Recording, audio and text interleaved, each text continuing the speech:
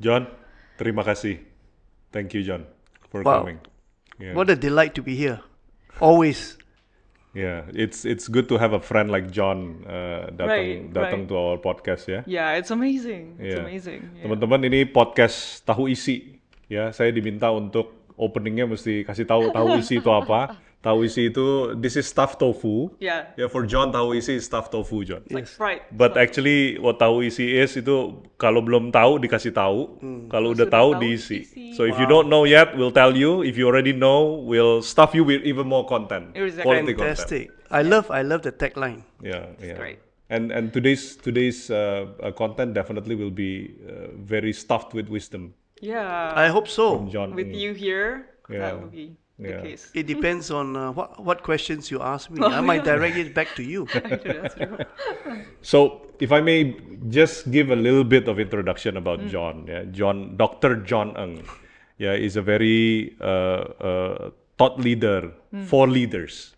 Yeah, one of the fruits of his hands and his team's hands is ELC. Yeah, right, John. ELC stands for Eagles Leadership Convention.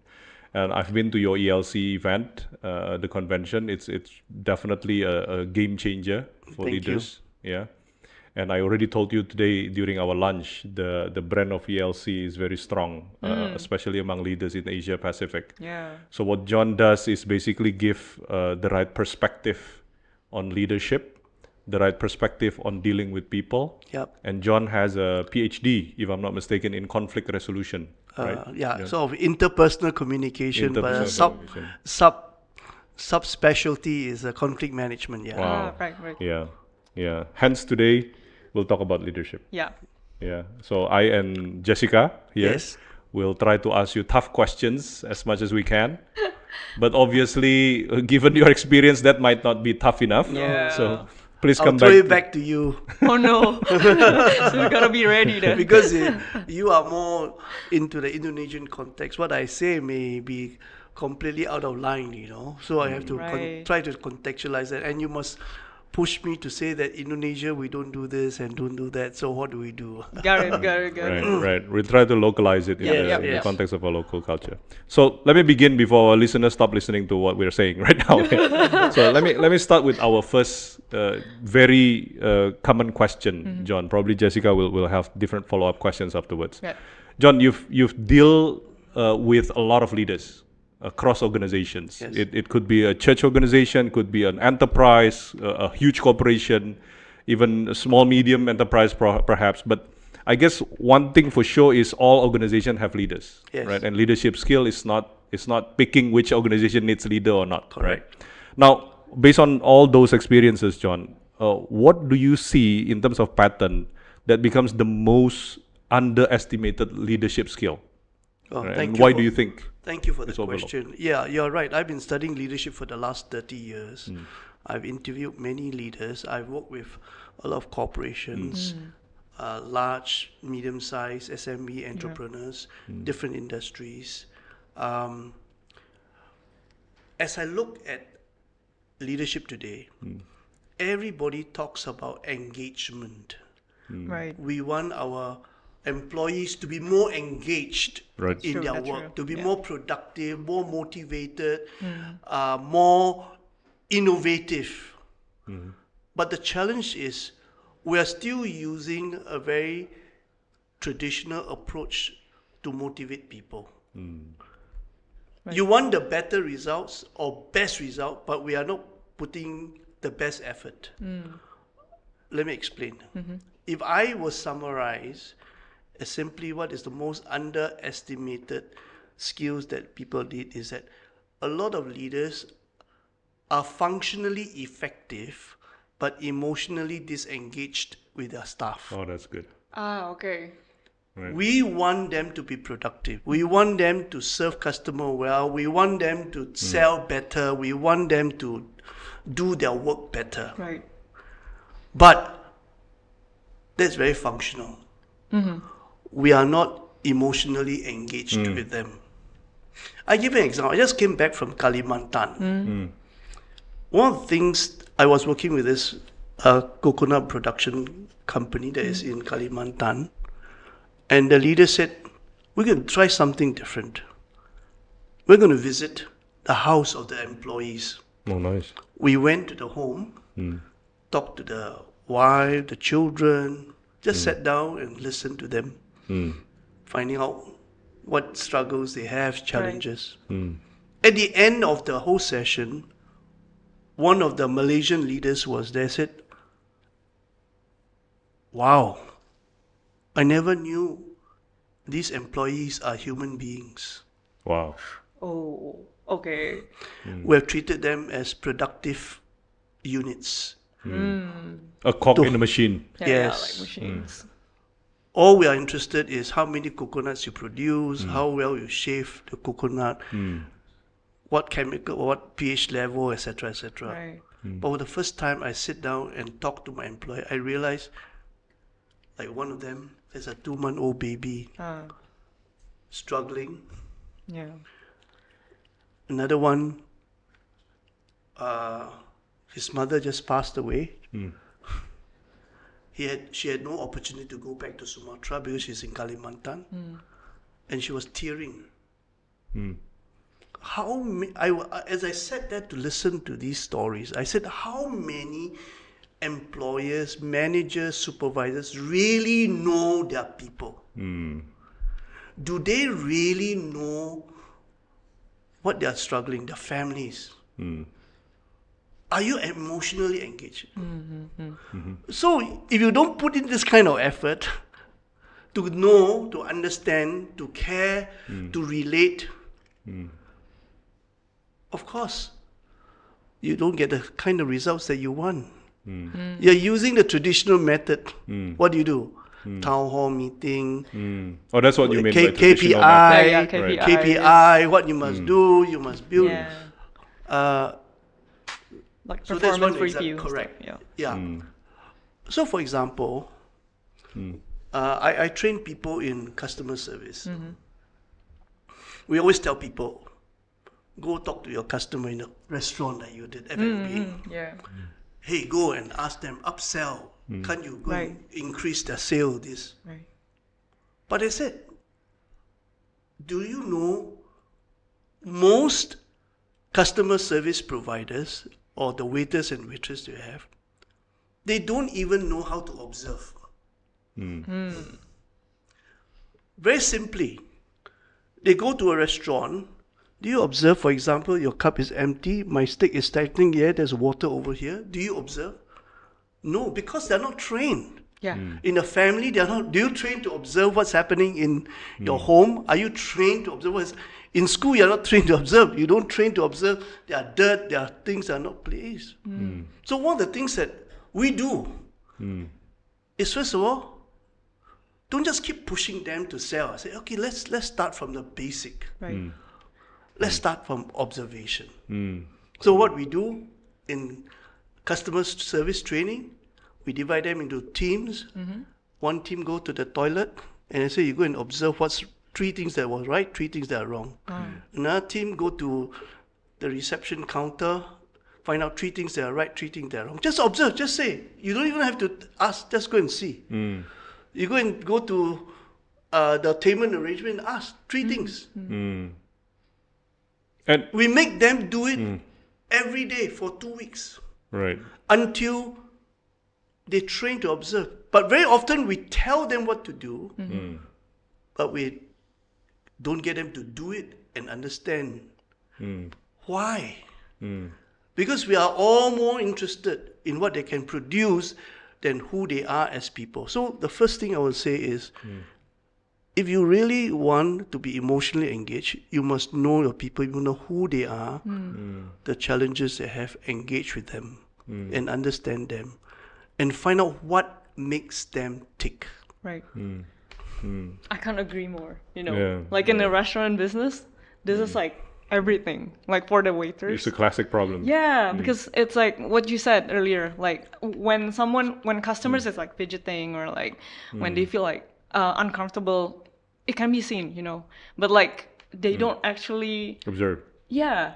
So they're just oh, when they want to take orders, they come. Correct. And stuff It's like very that. functional. Yeah, it's not like they're looking at it, looking at the customers, and then like, oh, I think that guy is thirsty. I think that guy needs a refill or something. So No, they don't do where, it. where does leadership play in that problem that Jessica just mentioned, John? Because I First of I all- agree with Jessica. That's usually what happens in restaurants where I go Exactly. to. The first thing the leadership play is, if you're the restaurant manager, do you know your people? Right. The supervisors, the waiters, how well do you know them, really? I don't think many people are. Yeah, very like 1 inch deep. Right. And you expect 1 mile deep of work. Right. Right. Right. So I'm saying getting people emotionally engaged. So what is emotional engagement? And emotional engagement is what I call engaging the heart.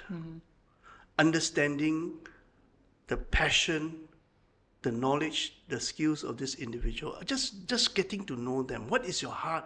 Right. And then secondly, find out what can they do better. You see, leadership is very simple. It's about growing people.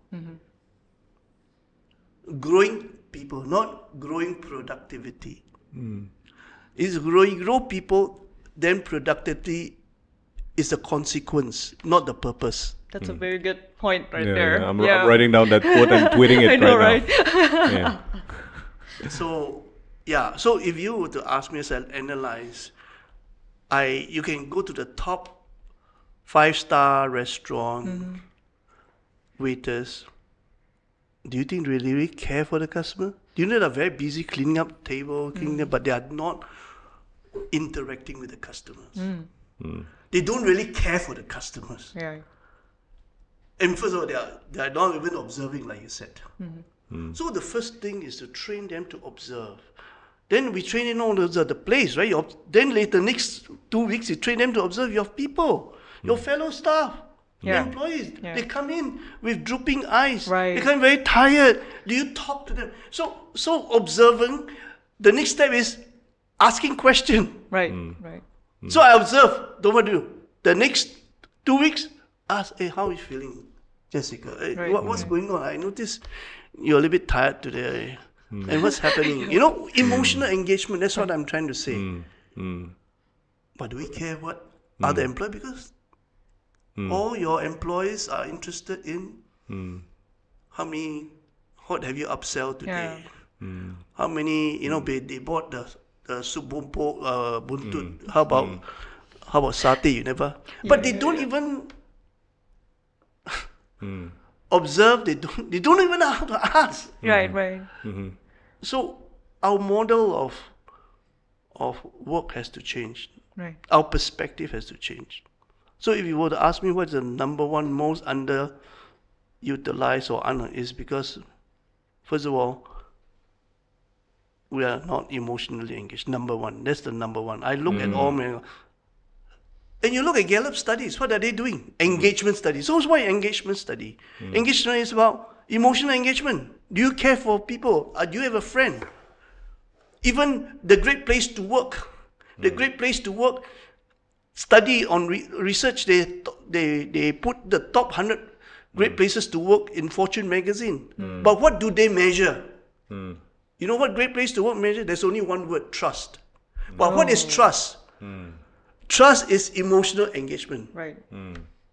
John, on the topic of emotional engagement, I'm curious, John, based on the leadership style, the personality of leaders that you've seen in your experience, is it something that you need as a skill, or does it come as the personality of the leader? You know what I mean?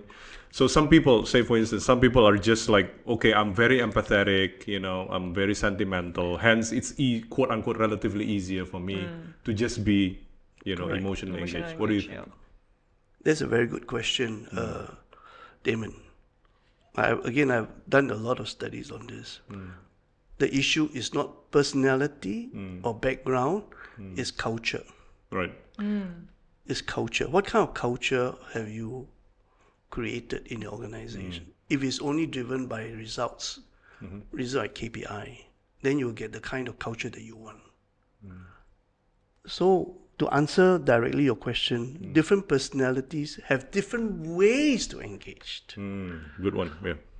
An extrovert can engage group number of people. I can talk to 20 people. I'm an extrovert. I can talk to anybody. Everybody. Hello, hello, hello. I don't know how. Are you an introvert? I don't No, think so. I'm extroverted. I know. Yeah, I know. I can tell. Yeah, we have the same The vibes. vibe, She's at the end of the spectrum. Yeah, of me too. extrovert. I'm also at the extreme, Oh, out of the out of the range. Yeah. So but the introverts engage differently. They can talk to one or two customers. Okay, let me tell you, I've studied this for a long time. The introvert manager engage informally, very important. They don't like formal stuff. They engage in one-on-one or small groups. Right. They engage with people whom they trust. They engage in ways they have to process first. The introvert, by the way, is just processing things within themselves. The extrovert process by external factors like people and all that. The more we talk, the more ideas I have. But if you shut down, I shut down, But the introverts, the way I engage is, let's say I want to ask my introvert restaurant manager I said, okay, first thing you do is write down 3 things that you can do to talk to your 3 supervisors. But if you said, let's have a supervisors meeting, all right, Damon, you're the manager, can tell me 3 things that you want to do with oh gosh, they're stuck because they need to process first. So I said, the introverted restaurant manager, sit down first, write down 3 things. And I tell you, the introverts will give many good ideas. In fact, I believe that introverted managers and supervisors are the most underutilized resource in the organization. And the thing is, 70% of most Asians are introverts. So we are losing 70% of the resources or potential that we can use. But we have to understand how to activate the introverts. I have lots of introverts. The problem with introverts is that your extrovert must know when to stop talking.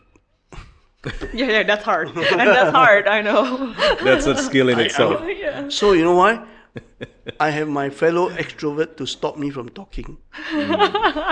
And I have a agreement, if I talk too much, I'll stop him too. So, my founding partner, Peter Chow, is an extrovert like me. So both of us like to dominate. Peter is also extrovert. So when I talk, and he said, John, please stop. Can you let Michael, my other partner, is a super introvert. Okay? William is even worse introvert. So we have 2 super extrovert, 2 introvert. So Peter said, stop, John, can you let Michael speak? He wants his speaking. Can you stop? Right. William, we call him the golden mouth. Because every time we speak, nugget comes. Wow. Right. So yeah. John, I want to touch a little bit on your experience on making sure Jessica mentioned about the service level, right? The service quality level in restaurants and stuff. Now, one of the industry that's very much reliant on service quality would be aviation, airlines. Yep. Now, I know for a fact that you're used to be consulting for Singapore Airlines, which is the top of the line when it comes to service quality. Exactly, yeah. Right? Now, we talk a lot about the role of leadership. How do you make sure, even regardless of your personality, you got to make sure you can still engage emotionally with the employees. Now, we're talking about Singapore Airlines, diverse background, diverse culture, race, religion.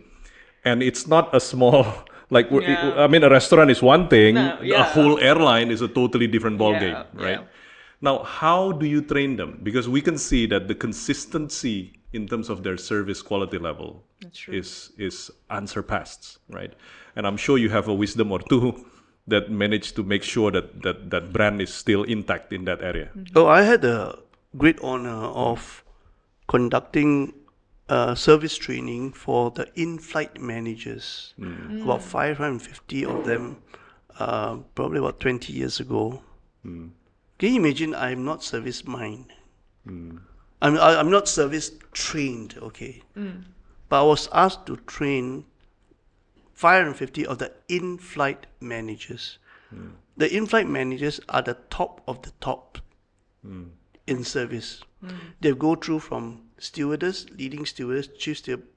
You become an in-flight manager after 25 years. Wow. So imagine 25 years. Yeah, that's long. Oh, today's generation, we don't even last 2.5 years. But of course now they are shortened the process. But can you imagine? They said, John, my assignment is teach them to coach them for peak performance in service. To cut the long story short, anyway, there are a few things that I learned about Singapore Airlines. First of all, customer service is central. Customer is central. Second thing is that they have a system in place to do service briefing every day, every flight. I have the card here. Okay. This is a simple card. For the people who's listening, John is holding a card, a size of an ace card, a gambling card. Not that it's Okay. for gambling. The It has a list of core values. Yeah. The SIA way, and very specific, caring, helpful, ready to help, sensitive to customer needs. Wow. Freedom. Every day, every flight, every single flight, they'll rehearse the value, they'll rehearse one behavior and talk about it for 15-20 minutes. Can you imagine? Most restaurants, most airline, the service It's in a poster is on in the wall. the wall. Good to have. They don't talk about it, but every day they talk about it. Every single flight. Because how can you remember so many things? First of all, number two, there are so many steps. They do it every single flight. So who started this? I mean, not who started this. Who enforced this? I mean, it's a great concept, but how it's do a you make sure it system. happens every single Every day? day, this is a non-negotiable. Similarly, I You have a lot work of with cards.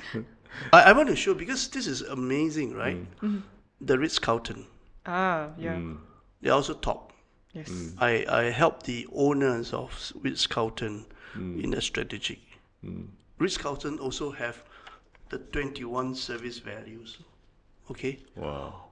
Every day, every department, every staff spend 15-20 minutes going through each service code of conduct. Wow. Now you know why they are the top. Yeah. Because it has been inculcated as a culture. Like you said, it takes culture. Okay? So I'm helping an organization, restaurants in Sabah, to do service with the heart. Every day we get them to talk about this. The values. There you go, Jessica. Yeah. I'm gonna keep. That's the $1 million Tomorrow. consulting point. Yeah. So, Damon, Yeah. intentionality, consistency, until it becomes culture. I like that. And when does it become culture? When 70% of your employees start not only to know, embrace, but practice your culture every day. John, let me jump on that point just now, John. Not that I'm being cynical. Jessica, please help me. Okay, When sure. somebody throws something at my head, please do help me and protect me. Now, we're talking a lot about the organizations that's professional. People are being paid salaries, they have KPIs. You mentioned about it's not negotiable. It has to be consistent. It has to be professional. Now, let's talk about church. Oh Church my. organization. Church You're organization. putting me in trouble. Look, I'm the one who's asking the question. I might get in trouble as well. So Maybe you should ask Stanley to answer this. let's talk to Church Stanley elder. instead. So when it comes to church, I'm not saying that I'm sure you agree, but I think a lot of people would agree that professionalism and consistency is an issue, right? The pressure is different, right? The accountability is different. Now, where does leadership play its role in here?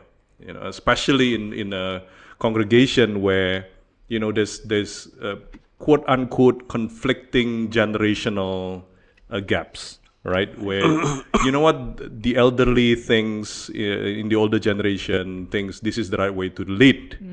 The younger generation, who's actually capable to lead with their own reasons, actually have their own way of thinking and leadership. Now, in that dynamics, where do you think and how should we do leadership in that dynamics? Jessica, probably, do you have any additional points to That's a add? very good question. I feel you. Yeah. Because I'm not saying, well, that problem is non-existent in our church. Our church is fine. We don't have that problem. I'm talking about other different churches.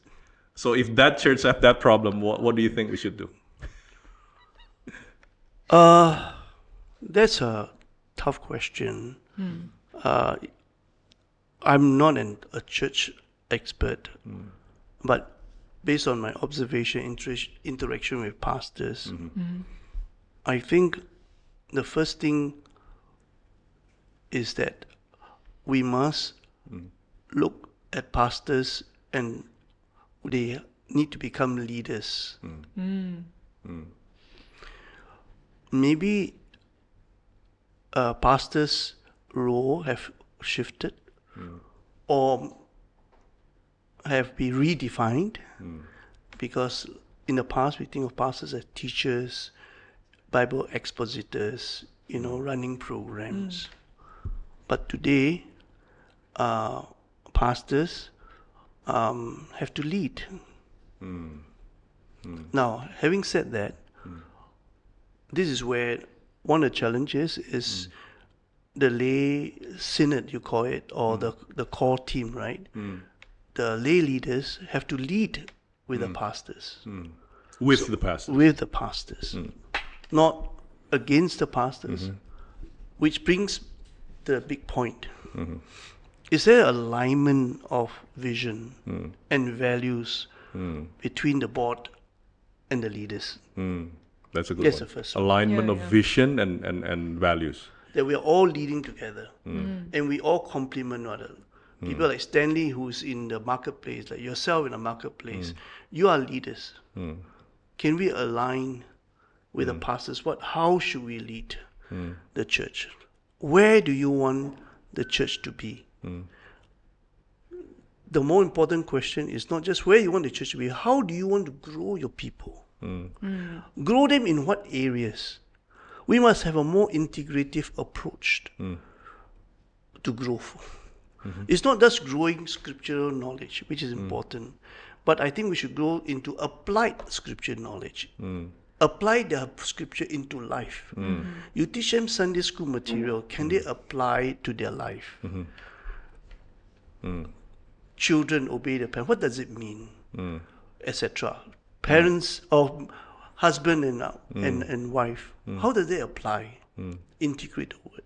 Now this is very serious because the other challenge we have, that, like you mentioned, the young people are leaving the church. They are not coming back to church. This is a huge problem globally. And I'll tell you one of the main reasons, as I studied, it's not about program. It's about parents not living out their faith. Wow. Marriage, they are falling apart. They don't see the point. So imagine, Christian marriages are no different from pre-Christian marriages. They are also breaking apart. Right. At the same rate. I was involved in mediation. The study showed that whether you're Christian or non-Christian, the ratio is the same, about 30%. The second thing is premarital counseling doesn't make any difference in whether a marriage stay healthy or not. So imagine you are a child, come from, you are second generation, you see your parents, they're supposed to demonstrate the love of Christ, because in Ephesians chapter 5, marriage is an institution that most reflect the love of Jesus for the church, and vice versa. It starts from the family, Yeah, the marriage is breaking down. And then they said, wow, what's happening? Yeah. Therefore, they have to find, and not only that, they pay the price of a broken marriage. They pay the price. They begin to start asking very serious questions. What is relationship? What is relationship? Is there such a thing as a healthy relationship, emotionally healthy relationship? My parents are all Christian. They are supposed to know the Word of God so well, but they are not demonstrating the fruit of the Spirit. Yeah. If you are living in this kind of condition, you begin to ask, maybe there's something amiss. Maybe it's, wow, I have to think out otherwise. Would you say that's actually one of the failure of leadership, but in the context of a family setting? Would you say that? Yep. I think if I look at it, if I will put the church as a leader, as a pastors, I think the first thing they need to strengthen is marriage and family in the church. That would be my highest priority. Okay. Because it's a foundation. Good point. Yeah. Because if you have strong marriage, strong family, and invest time and resources to build marriage and family, then I think the rest will probably fall in place. Right. At ELC, I'm inviting Peter Tanji, who is the senior pastor of CCF. They have the largest congregation, but their number one priority is marriage and family. He's going to talk about this, how to build strong marriage and family in a church context. And it starts with husband and wife being role models. Not perfect, Yeah. but Definitely. authentic. Right. Struggling with marriage, struggling with relationships, struggling parenting, struggling with what is most important. For the husband and wife, we say God is most important, right? But when the exam comes, you tell your children, don't go to church because you better study first. You mentioned about one of the most underrated leadership skill was emotional engagement, right? Yeah. Would you say that's actually one of the missed leadership traits in families as well, between parents and John is shaking my hands in case anyone is not watching. Today's parents, because I lived that failure, we are very functionally effective parents. I give you a number of examples.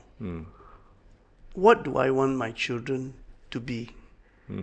Go to a good school, All the functional stuff. Right. have a good career, Checklist. earn a lot of money, Checkpoints, get married. These are all your functionally effective Oh, that's powerful, parents. John. That's powerful, yeah. Oh wow. Yeah. Let me ask you. Let's say your daughter comes out, you want to send her for a swimming class. She comes back to you and said, Dad, I'm very scared, I don't want to go swimming class. What is the typical Asian parent response? Nothing, it's okay. What are you afraid Let's go. of? Why don't go? Just go. There are people helping you. Don't worry. Look at your friend. Look at your friend, exactly. But how many of us are hearing the pain of the child? She's scared.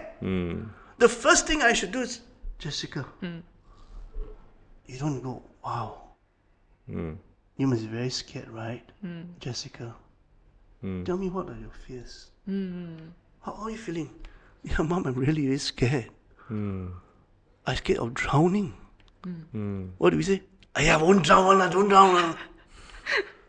Oh, why are you so scared of drowning?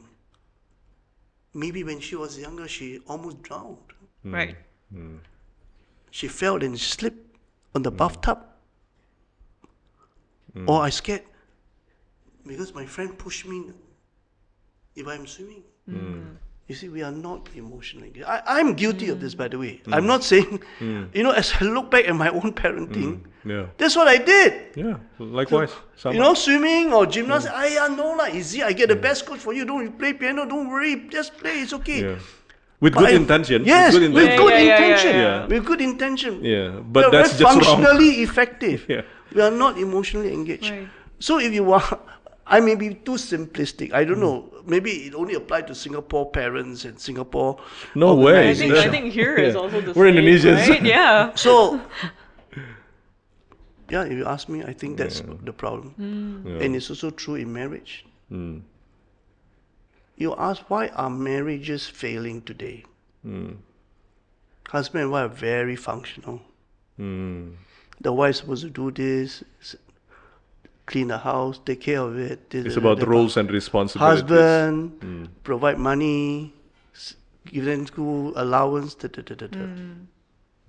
But do we really feel for one another? Do we really care for each other? Do we understand your fears in the business? That your wife comes to you, hey, what's going on? But this kind of skills, by the way, we do it before marriage. Are you married? Not yet. Okay, Jessica, you have a boyfriend? Yeah, I do. Okay, Jessica, your boyfriend must be very emotionally engaged with you. You come to him, and I'm deciding, should I join my family business? I'm sure the person will say, but he said, oh dear Jessica, I understand. Wow, it must be very difficult, right? Working with your parents, wow, you feel, wow. Pressure on Jessica's boyfriend. He's so emotional. I love him. He For loves you, me. He loves watching. you.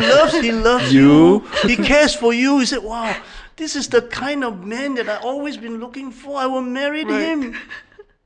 All right? Yeah. After marriage, 2-3 years later, you go and tell him, hey, I'm struggling with my father's business. I don't know. Why struggle? Go lah, don't worry. Just go talk to your parents. It's all right. You know why? It's not that we don't know how. We lost it. Yeah. We lost it through what, Neglect. We don't give enough time and effort to understand how you feel, how I feel. Right. Wow. And emotional engaged, by the way, this is from Institute Marriage. You know, the heart is the most emotional part of the anatomy. Heart as in The real anatomy. heart. The real That's heart. why when I I beating feel heart. you. Yeah. Jantung. When I talk to you feel it, right? Your heart is, wow. How many times do we feel like that? Very seldom. It's always Yeah. And it's the one that's celebrated, right? It's usually with the one that's celebrated, the brain, right? The intelligence, the IQ. and right? it's connected, by the way. It's not separated. But all I'm saying is, so marriage, family, parenting, taking care of elderly, it's the same. What do we do with elderly? What's the problem? You cannot go and walk, go physiotherapy, it's okay already. But do you hear the pain of your parents said, I'm struggling, I got pain, I cannot walk. Right. Send doctor solve the problem. It's problem solving. Functionally effective. But what the elderly want is someone to listen and hear, grandmother, you are very painful, I feel for you. Tell me what's happening. That's why elderly are very lonely. Children are very isolated because we are not emotionally engaged with them. Oh, that's powerful. I mean, it's very interesting when you talk about Jessica's boyfriend, paying attention, bold underline Jessica boyfriend calling you. When you talk about that relationship, which is a one-on-one relationship, right? It's a personal relationship. Then you talk about parenting, you talk about elderly. It's almost like the things that you mentioned just now, John. It's about time, understanding their feeling, caring about them. It's actually applicable to even an enterprise that's 1,000 or 10,000 Of people. course. Yeah. Right? But we institutionalize So it's almost like it's the it. same. Yeah, it's We the same. institutionalize. Even the church, we institutionalize Right. the engagement. Yeah. Go to prayer meeting, pass. Yeah. Go to Yeah. mission trip, pass. This guy is good. Yeah. This is true. Yeah, that's true. That's true, The yeah. functional aspect of it becomes the distraction in itself to build the culture. It's a replacement. Yeah. It replaces what is truly important. True. True. Wow. So I don't know. Maybe I'm too simplistic, but Jessica, Simple is the best way to do it. but Damon, what do you think? Yeah. Jessica probably have opinions because I want to hear from you. Jessica, she's Even been in friendship. Even in friendship. Right. she's been working in unicorns. I can't mention the brand. Yeah. She's been working in Yes. companies that's fast Shopee, growing. What do you Yeah, think? You look at yeah. Shopee, what's Right, happening, right? You Hmm. look at how they treat customers, how they Right. treat employees. Right. If you don't really Hmm. see how they do it. A company like Shopee, not Shopee. A company like Shopee. What do you think? Okay, better not embarrass. Better because Yeah. Shopee might come and Right. sue us. Don't It's do okay. that. Okay. Okay, there's a company that's like Shopee, but it's not Shopee, and Right. Jessica will tell Right. about it. Yeah. It's like you said. Basically, they have checklists, right? Right. But obviously, Like most companies. yeah, like most companies. But then there's also this part. I feel like what they're like. My mom used to say Shopee. Sorry, not Shopee. Like the companies like Shopee. Shopee but- SHOPI. Oh yeah, there you go. Or copy. Like they're very very caring with the they used to be. I feel like when I was there, they're like taking care of you like very very like the engagement. And this is something that I feel like lost in like many companies, but they've done it like so good, like with the snacks in the bar and stuff like that, you know, like all the perks and stuff like that. And then the HR people, they literally like reach out to you if you have problems and stuff like that. Oh, that's beautiful. Like, that's powerful. Yeah, I feel Okay. like so we as like the employees, we don't feel like, oh, no one is Neglected. like, we're not like machines. Right. Yeah, They yeah. know That's we're good. human beings. Like you need like support and stuff like that. So they're putting us our priorities on that. Yeah, mental health and everything. They have like a session for it. Yeah, I feel like That's good. That's good. Good yeah. for you, Shopee. It's good that we mentioned the brand now. Yeah, it's good. It's good. Okay. John, we're almost out of time, John. We have 7 minutes away, but I think one of the questions that I also want to ask, probably Jessica also have one final question to ask to John. Sure. Just in your short, simple answer as usual, John. I can understand all the things that you mentioned just now, being emotionally engaged, you know, in the family you have to be this and that. But would you agree one of the biggest barrier of us doing it, us being a husband or a wife or a leader of a company, C-levels, whatever, would be ego. We have this ego. Like even as a father or a mother, there's an ego as a parent. I'm a parent, you have to respect me, right? Or as a C-level of a manager, right? Oh, I'm the supervisor, I'm the head of division, I'm the head of this and that. Even in churches, not this church, but other churches, there might be that kind of ego. Now, as the leader, Yeah, I was about to add actually. That was my last question, I guess. Yeah. It's like I feel like sometimes being like a manager or like upper management, there should be like a gap There you go, between yeah. you're trying to make a gap actually with the like your employees Oh, yeah, that's a because good one, because you yeah. want to be respected, you know. Right. Sometimes they can, I don't know, rebel. Yeah. If you don't have that gap, if they feel like, oh, we're like connected, we're like friends and stuff like that, then it's gonna be hard to do the business. yeah. I feel like I've like with my family business, my mom is very emotionally engaged actually. Very good. Yeah, she is very good with very kind with the employees and stuff. Yes. But then sometimes it's getting hard for us to actually draw the line, you know, like being strict that's a good with question. like one and like you need to do this or that, or like she will be like, it's okay, he's tired and stuff like that, but business should go on, right? So that's where I feel like it's challenging. It's like, you know. And how do you draw the line, right? Yeah. It's almost like it's justified for us not to be too emotionally Exactly, engaged. It's almost it's exactly. professional Yeah, exactly. not to be emotionally engaged. That's a Yeah. good question. What do you think, John? I see it as what I call a dialectical tension Wow, okay. between friendship and professional. Right. And it is not either or, it's the genius of the end. Both end. But we tend to say, is it a professional or a friend? Why? Because there are times truly the person is tired. Right. You need to care for them. But there are times the guy is lazing Slacking. around. Then you say, look, as a professional, you need to deliver results. Right. You need to come out of it. You need to be disciplined. The same person another time may be tired, but really tired this time. Or maybe suffering from health issue or from friend. Then you better be a friend. So I think the paradigm that we need to have is the tension. You are navigating between both of them. There are times that I have to be tough. I have to set some rules. Yeah. But explain. Right. You explain why this cannot be done or why this has to be done. Why you have a certain code of conduct. You cannot say, oh, your friends, hey, can we not do the briefing today? Because no, this is part of the system. Does that mean I'm not your friend?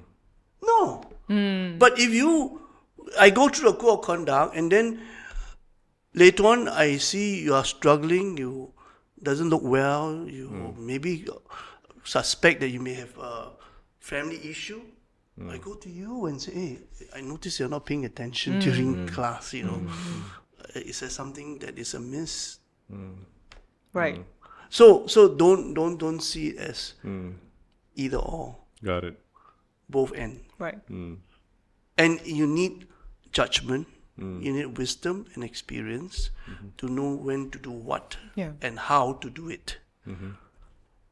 Okay, so that's my first take. So your question about ego, definitely, I said we must let the ego. We must let the ego. Okay. All right, got it. As I said, man, simple is the best way, right? Yeah. Yeah. But how do I put this? Ego definitely plays a big part. That's why one of the things that we need to inculcate as a culture is the whole idea of humility.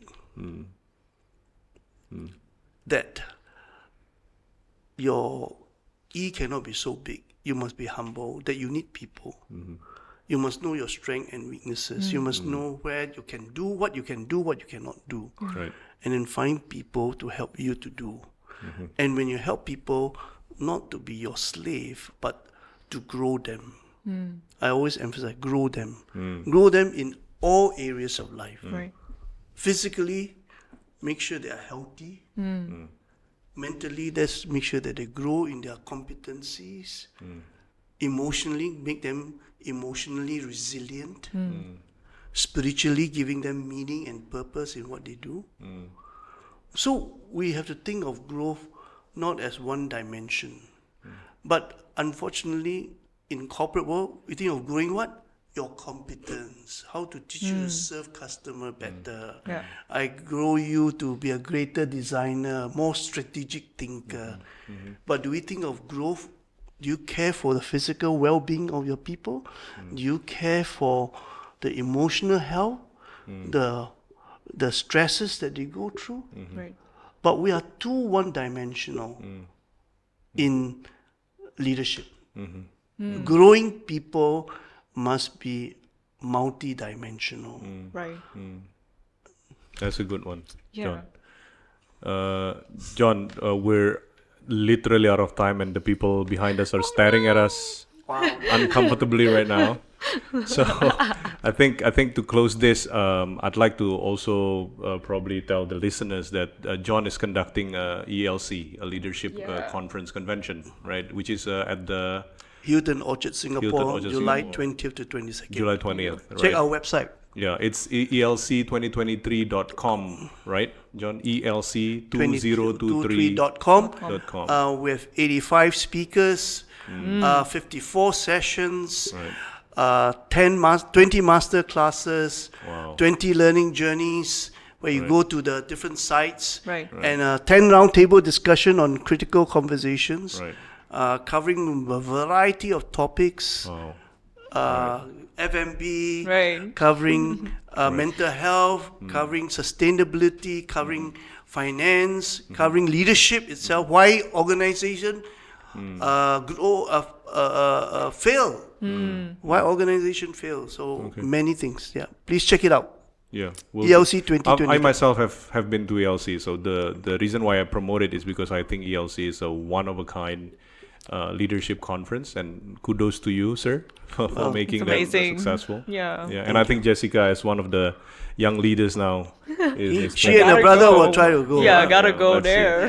So dear So Jessica, I've got mom, 2 sign up from today. Thank you. Mama, aku pergi.